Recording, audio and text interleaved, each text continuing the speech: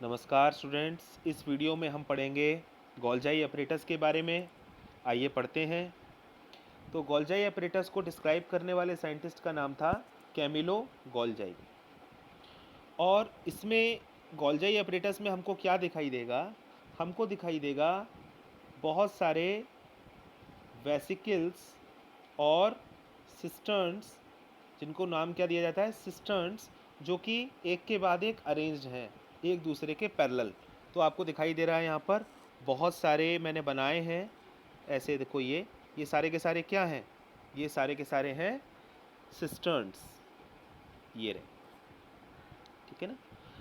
तो ये सिस्टर्न्स हैं जो एक दूसरे के पैरेलल अरेंज हैं, ठीक है ना। और इसका जो कॉन्वेक्स फेज है इसको बोलते हैं cis face. Cis face. Cis face कैसा है? कॉन्वेक्स। ये दिखाई दे रहा है ना, ये वाला फेस आपको, ये वाला फेस। तो this is the cis face. And this सबसे नीचे वाला जो फेस है ये है trans, TRANS, trans face. Trans face. तो जब भी गोल्जाई ऑपरेटर्स आप बनाओ तो गोल्जाई ऑपरेटर्स में आप इस तरह से बना दो और उसके बाद आप यहाँ लिखो सिस फेस ऊपर और नीचे लिखो ट्रांस फेस, ठीक है ना। सो सिस फेस क्या है? इसको एक और नाम दिया जाता है फॉर्मिंग फेस। सिस फेस को हम फॉर्मिंग फेस कहते हैं और ट्रांस फेस को हम मैच्योरिंग फेस कहते हैं। तो इस तरह से हम नाम दे देते हैं सिस फेस और ट्रांस फेस।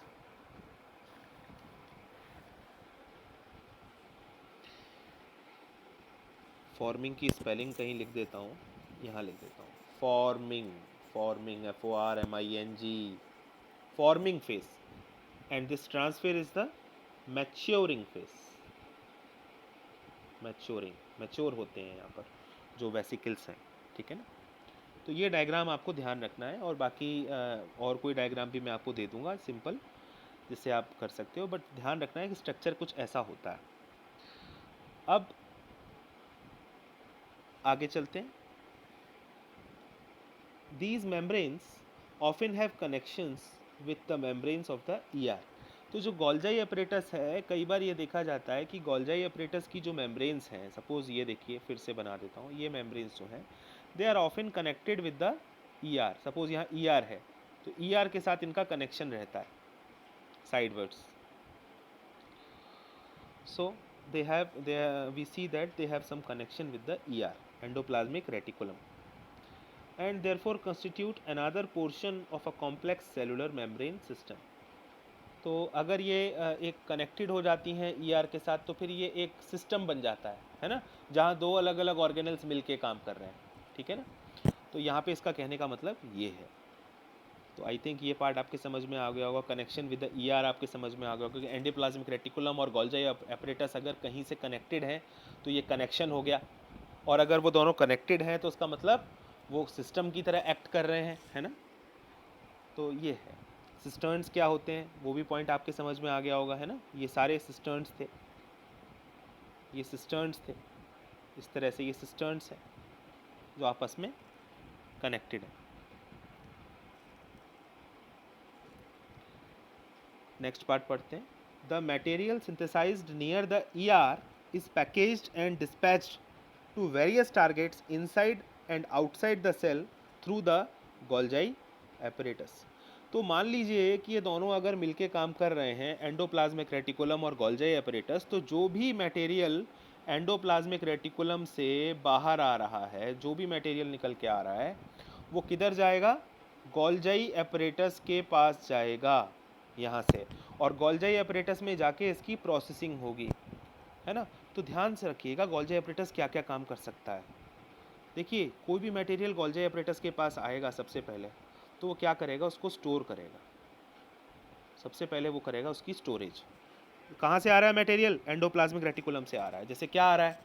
जैसे प्रोटीन्स आ रहे हैं, जैसे लिपिड्स आ रहे हैं, ओके। तो ये चीज़ें आ रही हैं यहाँ पर, तो इनका स्टोरेज कर लेना है। उसके बाद फिर क्या कर लेना है? सेकेंड थिंग, आपको स्टोरेज करने के बाद उसको मॉडिफाई करना है। मॉडिफाई, अब मॉडिफाई क्यों कर रहे हैं? मॉडिफाई मतलब बदलाव कर रहे हैं। मान लीजिए प्रोटीन्स जो आए एंडोप्लाज्मिक रेटिकुलम से, वो लार्ज साइज प्रोटीन्स थे, बड़े थे। उनको सेल की नीड के अकॉर्डिंग, सेल में जिस साइज़ के प्रोटीन की ज़रूरत है, जिस टाइप के प्रोटीन की ज़रूरत है, हम वैसा उसको मॉडिफाई कर दें। जो फैट्स हैं उनको हम मॉडिफाई करते हैं, यानी मान लीजिए हमारे पास फैटी एसिड्स आ गए हैं तो उनको कंबाइन करके हम सिंथेसाइज कर दें, थोड़ा फैट्स को कंस्ट्रक्ट कर दें। तो कहने का मतलब ये है कि अब यहाँ पर हम जो स्टोर्ड केमिकल्स हमें मिल गए हैं, जो केमिकल कंपाउंड्स हमको स्टोर्ड हैं हमारे पास, गोल्जी एपरेटस क्या करेगा? उनको मॉडिफाई करेगा, चेंज करेगा, उनको टेलर करेगा, कट करेगा। जैसे दर्जी होता है ना, दर्जी के पास आप कपड़ा छोड़ देते हो, फिर दर्जी क्या करता है? उन कपड़ों को काट करके आपकी ज़रूरत के अनुसार शर्ट या पैंट बना देता है। ठीक उसी तरह से गोल्जी एपरेटस मॉडिफाई करता है बायोकेमिकल्स में और उनको सेल की नीड के अकॉर्डिंग रेडी करता है। तो अब सेकंड स्टेप क्या हो गया? मॉडिफिकेशन। थर्ड स्टेप क्या होगा? थर्ड स्टेप होगा पैकेज। अब हम टेलर का ही एग्जाम्पल ले लेते हैं। टेलर क्या करता है? एक बार आपके शर्ट पैंट उसने सिल दिए तो फिर उनको पैक कर देता है, रख देता है एक लिफाफे के अंदर, एक एनवलप के अंदर। आप आएंगे तो आपको वो एनवलप दे देगा, बड़ा सा लिफाफा दे देगा या पॉलीथीन दे देगा जिसके अंदर वो रखा हुआ है। मतलब चीज़ें क्या हो गई? पैकेज हो गई। तो ये पैकेजिंग किस में होगी? सेल किस में करेगा पैकेजिंग? सेल पैकेजिंग करेगा वेसिकल्स में। वेसिकल्स का मतलब होता है पाउच। जैसे ये एक वेसिकल है आपके सामने, इस वेसिकल के अंदर क्या भरा हुआ है? इस वेसिकल के अंदर भरा हुआ है, सपोज कोई प्रोटीन है, और ये प्रोटीन सेल के किसी और पार्ट के अंदर जाना है, तो किसके अंदर कवर्ड है? ये वेसिकल के अंदर। ओके, तो पैकेजिंग हो गई। अब लास्ट स्टेप क्या होगा पैकेजिंग के बाद? अब क्या करोगे पैकेजिंग के बाद? पैकेजिंग के बाद आप करोगे डिस्पैच। DISPATCH, डिस्पैच कर दोगे आप। डिस्पैच का मतलब भेज दोगे उसको, जहाँ भी जाना है, जहाँ उसकी ज़रूरत है, वहाँ आप उसको कंपोनेंट को आप भेज दोगे। That is called as a dispatch. तो गोल्जी एपरेटस ये चारों काम करता है: storage, modify, package and dispatch. और डिस्पैच किस फॉर्म में करता है? वेसिकल्स के फॉर्म में। तो अब आप बताओ अपने आप ही सोच के कि कौन सी तरफ से वो सब्सटेंसेस जो हैं वो रिसीव होते होंगे गोल्जी एपरेटस में। गोल्जी एपरेटस में सब्सटेंसेस कहाँ पर रिसीव होते होंगे? सिस फेज में रिसीव होते हैं। जो प्रोटीन्स हैं they are received in the cis phase, suppose, या जो लिपिड्स हैं they are received in the cis phase, and now finally they are dispatched in the vesicles from the trans phase. Trans phase से वो dispatch हो जाते हैं। ऐसा कुछ होता है इसका फंक्शन। आइए अब इसमें बुक में पढ़ते हैं। ये वाला पार्ट हमने पढ़ लिया। उसके बाद नेक्स्ट इसके फंक्शन क्या है? Storage, modification, packaging of products in the vesicles. Vesicle मैंने आपको बता ही दिया प्रीवियस पार्ट में क्या होता है, pouch like structure. In some cases complex sugars may be made from simple sugars in the Golgi apparatus. तो सिंपल शुगर यानी सिंपल कार्बोहाइड्रेट से कॉम्प्लेक्स कार्बोहाइड्रेट्स, कॉम्प्लेक्स शुगर्स का फॉर्मेशन भी गोल्जी एपरेटस में होता है। ऐसा भी होता है कि शुगर को आप प्रोटीन के साथ मिला दो तो क्या बन जाएगा? ग्लाइकोप्रोटीन, है ना। और अगर आप उसको शुगर को लिपिड के साथ मिला दो तो क्या बन जाएगा? ग्लाइकोलिपिड। तो ये सब भी ये गोल्जी एपरेटस में हो सकता है। इसके अलावा गोल्जी एपरेटस में एक काम और होता है, लाइसोसोम का फॉर्मेशन। लाइसोसोम फॉर्मेशन भी होता है इसमें गोल्जी एपरेटस में। तो गोल्जी एपरेटस जो है ये बड़ा इंपॉर्टेंट है हमारे सेलुलर स्ट्रक्चर के लिए, ठीक है ना। प्लांट्स में गोल्जी एपरेटस को एक नाम दिया जाता है, इसको हम बोलते हैं dictyosome. Dictyosomes. In plants they are known as dictyosomes, Golgi apparatus, ठीक है ना। तो आई होप कि आप ये गोल्जी एपरेटस वाला जो पार्ट है इसको आपने अभी समझा होगा। एंड इसके लिए मैं आपको एक और सलाह दूंगा कि ये जो मोर टू नो बॉक्स है, ये जो ये येलो कलर्ड का बॉक्स है, इसको ज़रूर पढ़िएगा। ये कैमिलो गोल्जाई के बारे में है इसमें इंफॉर्मेशन कि कैसे उन्होंने इसकी खोज की, है ना। तो थोड़ा सा पढ़ लेते हैं, चलिए। Camillo Golgi was born in the Corteno near Brescia in 1843। उन्होंने मेडिसिन की स्टडी करी, यानी डॉक्टर थे वो, इन यूनिवर्सिटी ऑफ पाविया। 1865 में उन्होंने अपना ग्रेजुएशन किया एंड पाविया में ही अस्पताल में काम करने लगे।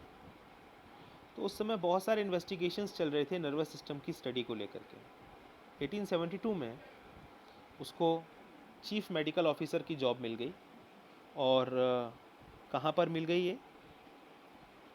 Eight the hospital for chronically sick, यानी ऐसे लोगों को उस हॉस्पिटल में देखा जाता था जहाँ पर वो लोग आते थे, मतलब जो बहुत ज़्यादा लंबे समय से बीमार थे, क्रोनिकली सिक लोग। तो हॉस्पिटल कहाँ था? एबिया टिग्रेसो में, ठीक है ना। तो उसने अपना जो इन्वेस्टिगेशन है, he started his investigations into the nervous system in the little kitchen of the hospital. छोटी सी लैब बना ली उन्होंने अपनी किचन में ही वहाँ हॉस्पिटल में, और इन्वेस्टिगेशंस नर्वस सिस्टम को लेकर के करने लग गए। सो however, the work of greatest importance which Golgi carried out was a revolutionary method of staining individual nerve and cell structures। तो पता है क्या हुआ? गोल्जाई ऑपरेटर्स ने, गोल्जाई ने क्या किया कि बहुत सारे स्टेनिंग करके देखे, स्टेन करके यानी कलर करना उसने स्टार्ट किया सेल के पार्ट्स को। तो उसने क्या किया, नर्व को अलग से उसने स्टेन करके दिखा दिया, और सेल के बाकी स्ट्रक्चर्स भी बहुत साफ दिखाई देने लग गए, और उसको उसने नाम दिया ब्लैक रिएक्शन, ठीक है ना। ब्लैक रिएक्शन करके उसने नर्व सेल्स को और सेल कंपोनेंट्स को अलग अलग दिखाना स्टार्ट कर दिया। And this method uses a weak solution of silver nitrate and is particularly valuable in tracing the processes and most delicate ramifications of the cells. तो ब्लैक रिएक्शन से हमें सेल के बड़े डिटेल पार्ट्स आसानी से दिखाई देने लग गए। सिल्वर नाइट्रेट का इसमें प्रयोग होता था। Although all through his life he continued to work on these lines, modifying and improving his technique। और वो स्टेनिंग टेक्निक को इम्प्रूव करने में पूरी अपनी ज़िंदगी उन्होंने लगा दी। उनको बाद में नोबल प्राइज़ दिया गया 1906 में, and he shared the Nobel prize with Santiago Ramon y Cajal for his work on the structure of nervous system. तो नर्वस सिस्टम के स्ट्रक्चर की स्टडी तभी हो पाई जब वो स्टेनिंग टेक्निक्स डेवलप हुई, जिससे कि नर्व सेल को आसानी से देखा जा सका। तो कैमिलो गोल्जाई को इसका भी श्रेय जाता है कि उन्होंने गोल्जाई ऑपरेटर्स को खोजा। तो भाई हमारे लिए ये जानना भी ज़रूरी था ये पार्ट, इसलिए हमने इसको पढ़ा। धन्यवाद आपका सभी का।